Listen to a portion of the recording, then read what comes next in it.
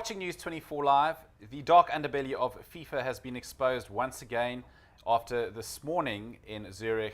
14 arrests were made in connection with money laundering and other charges. To discuss this developing story further, I have football analyst Wade Pretorius in studio with me. Wade, thanks for joining me this afternoon. Nick, how's it going?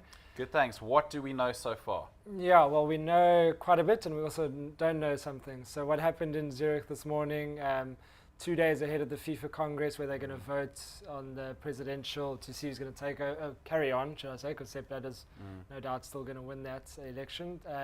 14 arrests made, a wide range of money laundering charges, racketeering. Basically, all comes down to sort of back payments and general corruption. FIFA members, loads of them just implicated in this. Interestingly enough, current vice presidents and also former vice presidents.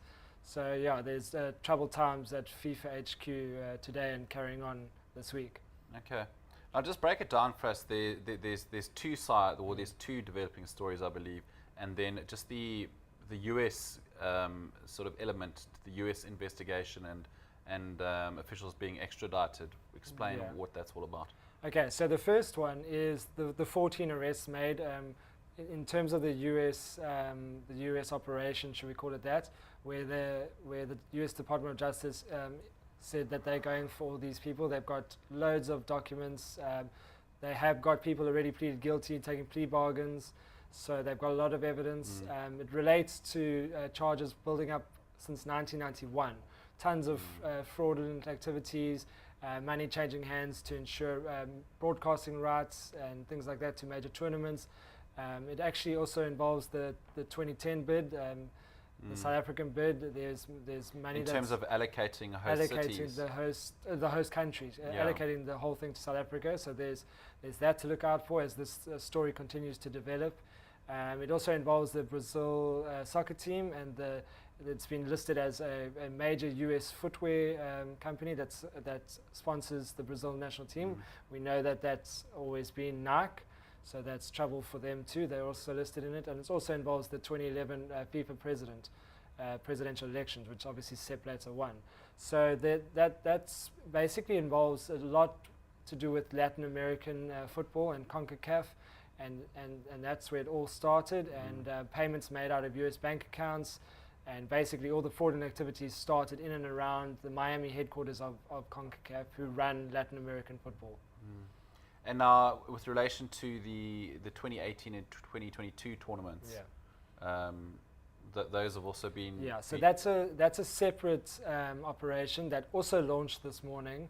A lot of people probably don't realize there's actually two going on because they're so interrelated, and it all happened today at the same place. So what that is involving, it's basically got to do with the Michael Garcia report. He was hired by FIFA to investigate the bids. He resigned over the way his summary of what happened went down. That report has been held private by FIFA. And yeah, it's got to do with how the bids were handed to Russia in 2018 and Qatar in 2022. Basically, FIFA have now come out and said they're happy about it, about that investigation. They want to clean up soccer, clean up the sports. So while it's a tough time, they're happy with these investigations because they say that because they hired Garcia to do the investigation, that they are somehow the knights in shining armor. But I think the truth is probably the opposite in that in that instance. Okay. So what will be do you think, the knock-on effects of this investigation? How's this going to affect FIFA and the world of football, particularly heading into these presidential elections? Well, this morning they held the press conference, and what they have said is that Sepp Blatter will not resign. They said the election on Friday will go ahead. They said that the members arrested will not be suspended. So basically, FIFA are saying we're untouchable. We're not doing anything about it until somebody does something to us, because they are in charge of football, and so little has actually been done to try and stamp out their authority and their corrupt activities. So basically, what the world of football will need is this American investigation to really be the catalyst to really clean up the game. And maybe in Friday's election, some of the members start having a turn of conscience and maybe elect Blatter's rival Prince Ali to take over FIFA. But that isn't a... He's the Jordanian candidate. But it's almost not going to happen. Blatter's got such a stranglehold on on FIFA as an organisation, and he has had for so many years. Okay, thanks, Wade. Thanks, Nick.